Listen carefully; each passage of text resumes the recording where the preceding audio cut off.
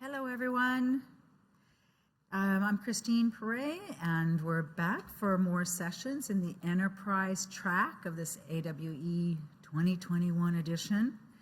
So exciting to be here and to hear so many successful case studies and experience that people are gaining through deploying augmented reality in the enterprise. In this session, Dace Campbell and Anka Stefanescu are going to be presenting their experiences in using AR in the construction industry to reduce waste. So without further ado, let me welcome our speakers to the stage. Thank you.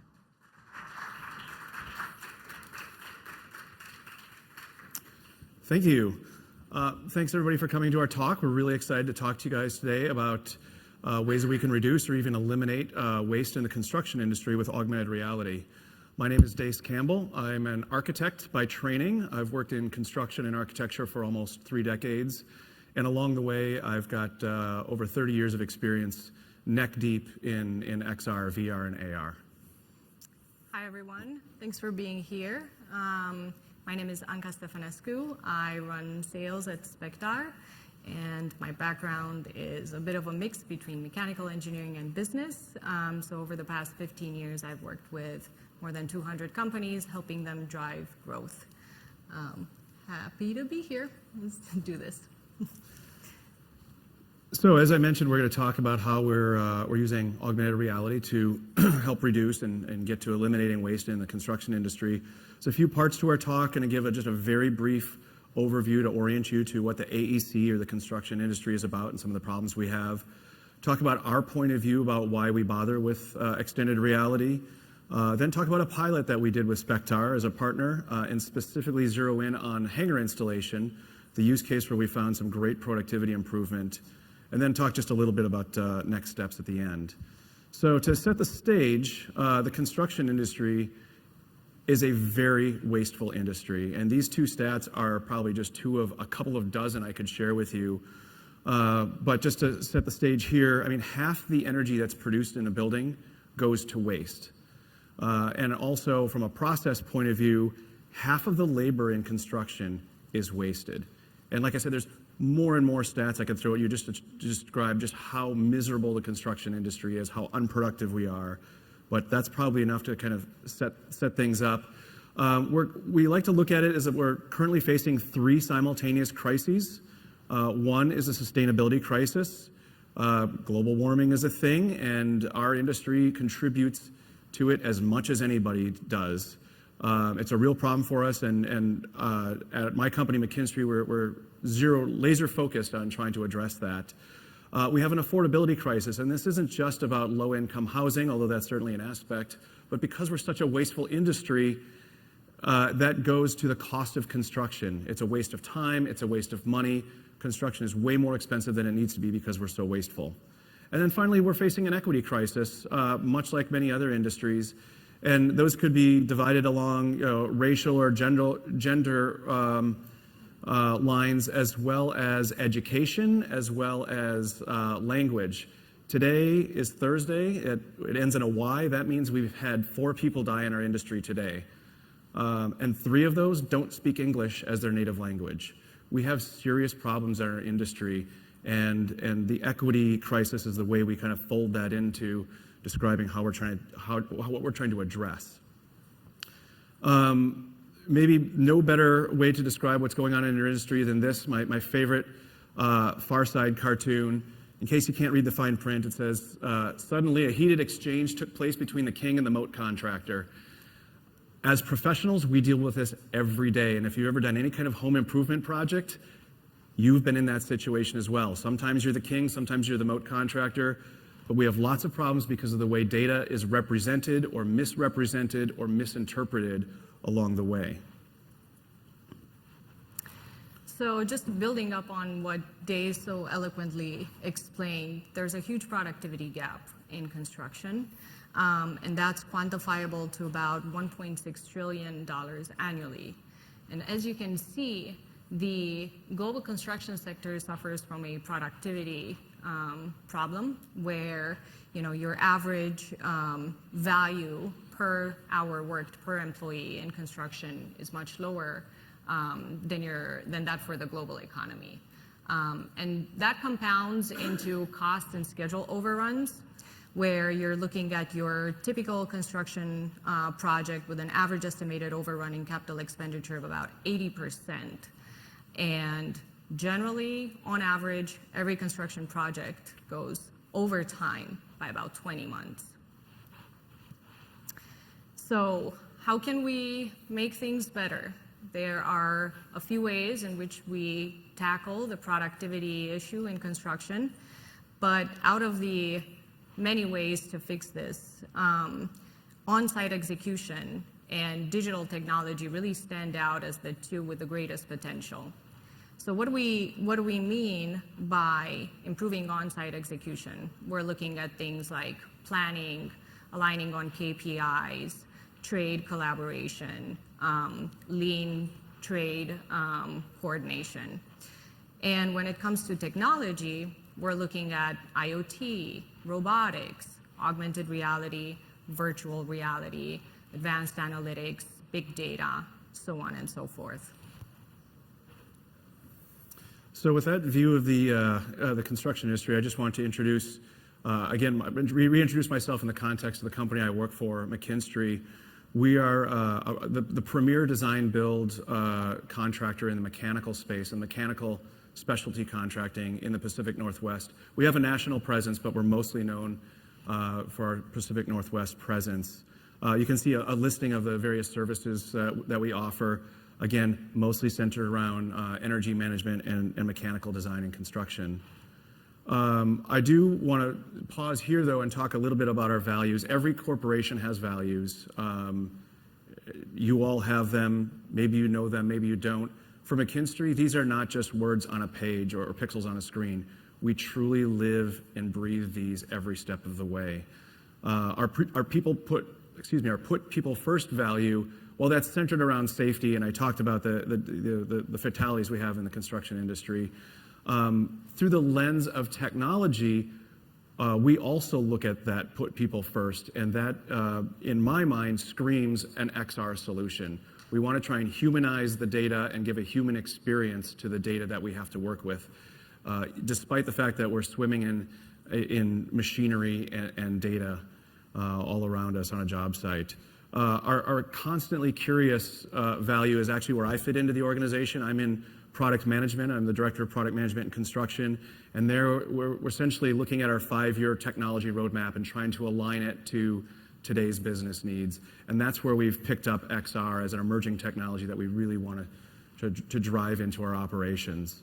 And then build trusted partnerships. That's maybe self-explanatory. But among the landscape of solutions we've looked at in the XR space, we're really proud to have found Inspectar. They've proven to be a great partner for us, very well aligned on our values and our ambitions to use the technology to try and improve our industry.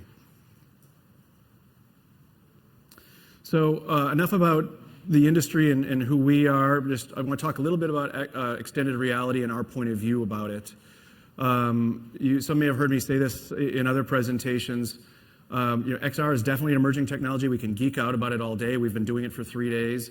But for us, it's a tool that allows us to make effective decisions. And you could, depending on what phase of the life cycle you are in a project, that effective decision can mean a faster decision, a better decision, making fewer decisions, making more confident decisions. There's any number of ways to put metrics to that. But those effective decisions allow us to communicate, collaborate, build confidence and understanding, and of course it does so through spatial experience. The business value, the big picture business value for XR in our industry, certainly increased revenue. There are still haves and have-nots in our industry. Some people are doing XR, some people aren't. For us, it's still a differentiator in the market and can bring in new business to our top line. But maybe more importantly, we see it as an opportunity to increase our profitability. And whether you're pulling on a productivity lever or an efficiency lever or reducing our risks and our write-downs, we find this is where XR really works for us, is protecting our bottom line. And then also maybe a little bit more unique, and almost any industry has those two levers to pull on in business, right? Revenue and profit. In construction, we have also a heavy focus on quality and trying to minimize the amount of rework to achieve that quality. We're also laser focused on safety. And then as we've all discovered in the last couple of years, XR is a tool that can help us with business continuity as some of our workforce has been distributed. Just a real quick point of view about where XR fits in our industry and how, VR versus AR. In our industry, we go through many phases, and the idea that VR gives you a fully immersive experience into an imaginary world cut off from reality, that tends to play more in design and pre-construction. And augmented reality, where it's the overlay of digital information into real space, that tends to align with real job site conditions in construction and post-construction services like operations and maintenance. So we're going to talk a lot about AR today. For us, and the way I sell this, way I pitch this internally in our industry, you're all familiar with those spot the differences diagrams we saw as kids, except there we might be asked, can you spot the 8 differences between these two conditions? In construction, it's similar, but it's also different because we're not asked such a specific question. The question we are faced with is, are there any differences between what you intended and what you get? And if so, how many? And it's a serious question, and we find that AR is something that can help us out. Also, we talk a lot about lean construction and lean manufacturing. If lean is at a very simplistic level defined as providing the right information and the right tools and right materials to the right people at the right time in the right place, AR for us is about providing the right information in the right place. Simple as that. So for us, it's a lean tool to help us on our lean journey. This is a fairly important slide for our industry in terms of what are the major use cases of AR. You can see it's sort of a bit of a 3-way Venn diagram. For designers or in pre-construction, it gives people the chance to overlay the real-world conditions. Maybe it's a greenfield site or an existing building that's about to be remodeled, and overlay the building information model, the BIM, with that, the intended design information. So there's a lot of great use cases in that intersection. What we're going to talk about today is more in construction, where we take that BIM, that building information model, and overlay it with as-built conditions, the real world. And there, the sub use cases break down into quality control, installation, and someday we'll get to layout. And then post-construction, being able to overlay or overlap between the as-built and the as-is conditions, because once things are built, that building starts changing every day after that. So for operators to operate a facility, there's an AR play there as well. Great, so let's dive into this pilot that we ran with McKinstry at A40 HSB in Spokane. I'll just take a moment to explain to you all what Spectar is. Spectar is fully immersive, hands-free, augmented reality for the field. Our core user focus are those field craftsmen, and we generally focus on 4 trades. That's general contractors, mechanical, electrical, wall and ceilings. And so by overlaying the BIM information at one-on-one scale on the job site, we tackle one of the biggest challenges in the industry, really, as well as one of the biggest challenges for our users. We allow them access to rich BIM information, and we give them a very intuitive way to interact with this information. By utilizing our platform, they get access to essentially a wealth of data. And this is the type of information that allows them to continuously work on a job site, heads up and hands-free. So one of the first things we had to tackle when we started this pilot with McKinstry is answer a few questions. And these questions were really around the logistics, like, do we want to try out some use cases in their fab shop? Do we want to try out use cases in the field, or do we want to start with both? Who would be the control group who would get to try this out? And what use cases should we focus on?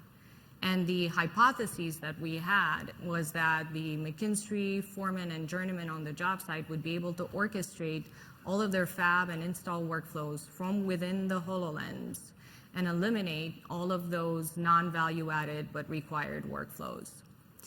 To do that, we had to pass a set of assessment criteria for this technology to be usable, to be effective for the users. We had to make sure we tick what matter, the boxes that matter to them, and these generally had to do with how easy it is to get to work, meaning to place that model on site, adjust it, and start doing your work. Whether they're able to use this offline, because internet on a job site is still a premium, even to this day.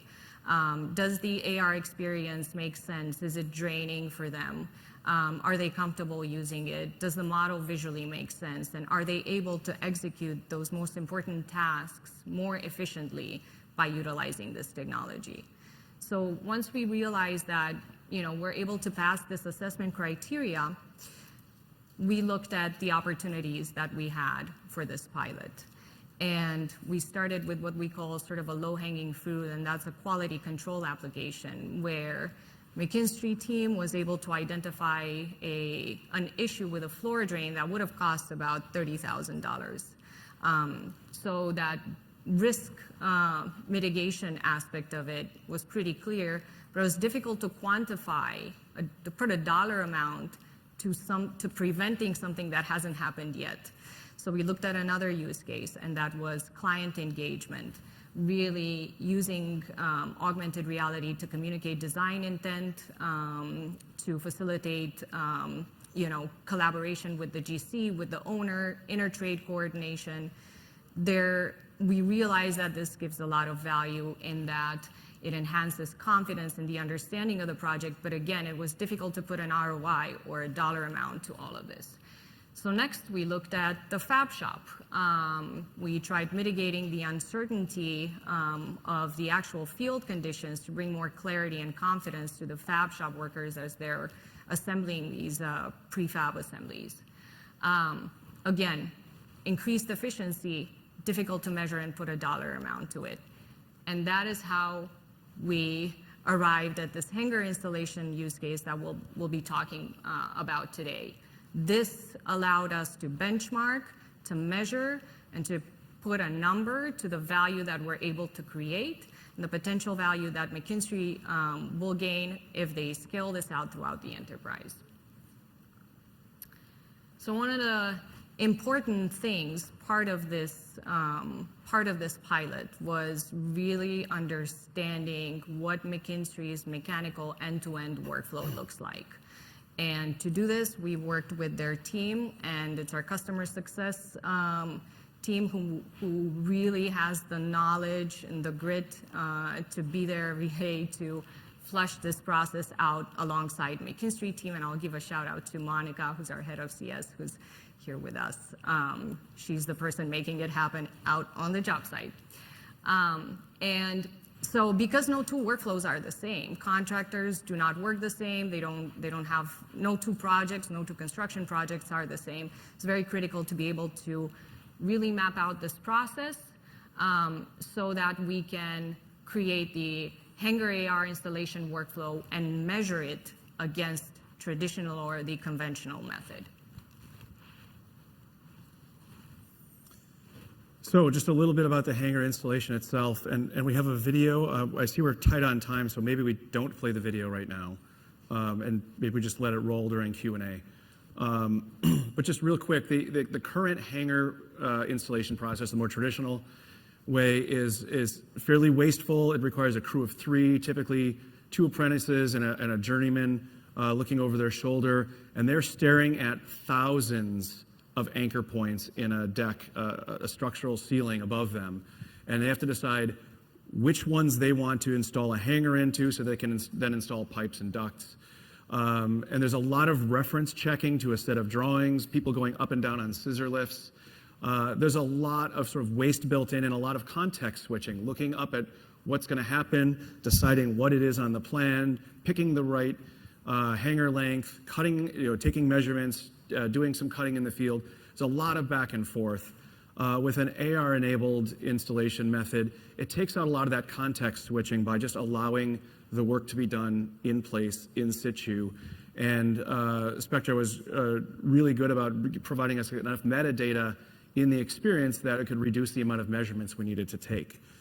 So we found By doing so, we were able to sort of democratize that building information model and put it in the hands of the labor crew, some of which they don't even have an email address, right? They're not tech-savvy people, but by humanizing the experience and giving them the data they needed, they had a fighting chance of keeping up with all the rich data that was hidden and otherwise locked away. So here you can see our standard hangar install operating procedure laid against what we came up with in this case. The yellow items are the items we were able to eliminate by relying on augmented reality. And you can see those steps have a lot to do with checking the paper plans and double checking and making sure you know where you are and what you need to do rather than having it in situ. We ran time trials and we found about a 3-minute savings per hangar. That's about a 40% savings, and that was measured on day 2.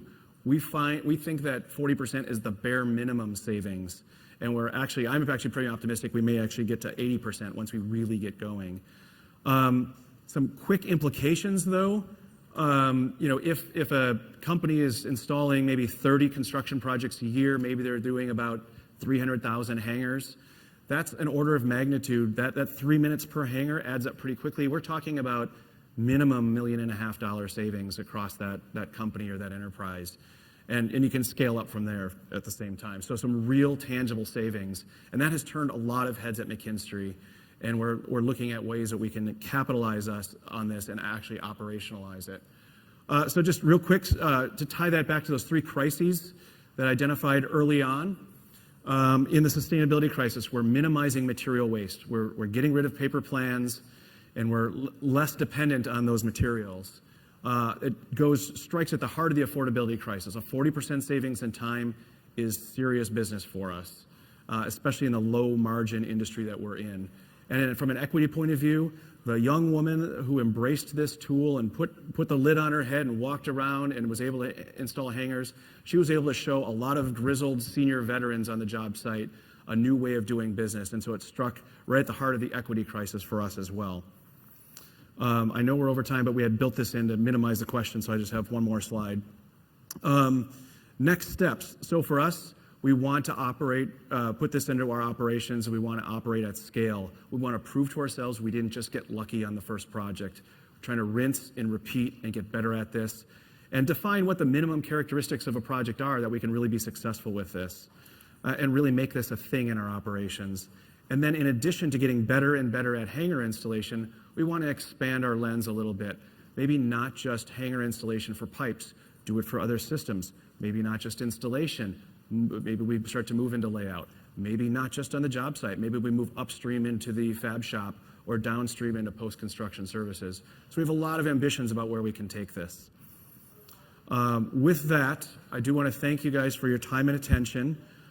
2 quick notes. There's a video here that is a fairly polished 2-minute video that's been out on social media describing this. When this presentation gets distributed, I'd encourage you to click on that or find it in social media. It's a really good overview. And with that, maybe we'll take questions, but if you wouldn't mind playing the video with the audio off. Okay, thank you. We'll just have time for one question so that we have enough transition time. Is there anybody in the audience who'd like to come up and voice their question? I can anticipate one question, which is about, are you using any, or have you thought of adopting any standards in the Spectar platform? Are you using BIM and IFC and other things like that, or any performance measurements standards? I can address the first one. So we're using, we wouldn't call it a standard, but maybe a de facto standard. We're using Revit data from Revit, which is a common building information tool in our industry, and data from Navisworks, and pulling that in. In terms of performance metrics standards, I'm not the right person to answer that, unfortunately. We did pull in our standards division into it to run the tests, and I believe they have their own performance metric standards, but I couldn't tell you much about them. Yeah, I was just curious if you could speak a little bit about what the journey was in this particular instance to get buy-in from leadership. I know a lot of people are like, oh, this seems cool, but I don't know if I want to take that. Yeah, great question, and one in product management we deal with every day, right? Part of this, it was sort of a two-pronged approach, hitting senior leadership up and talking about just business value in general and knowing the company's attitude about wanting to minimize write-downs and minimize risk, and so we put it in that language. And then maybe kind of the other strategy was hit the job site as well and say, hey, senior leadership thinks this is okay. You have enough rope to hang yourself. What do you want to try this out? And they were pretty excited to try it out, and they actually gave the crew instructions. They said, yeah, here's your HoloLens. Go break this thing. And they tried their best to break it. Okay, let's give our speakers a hand. Thank you very much. Thank you.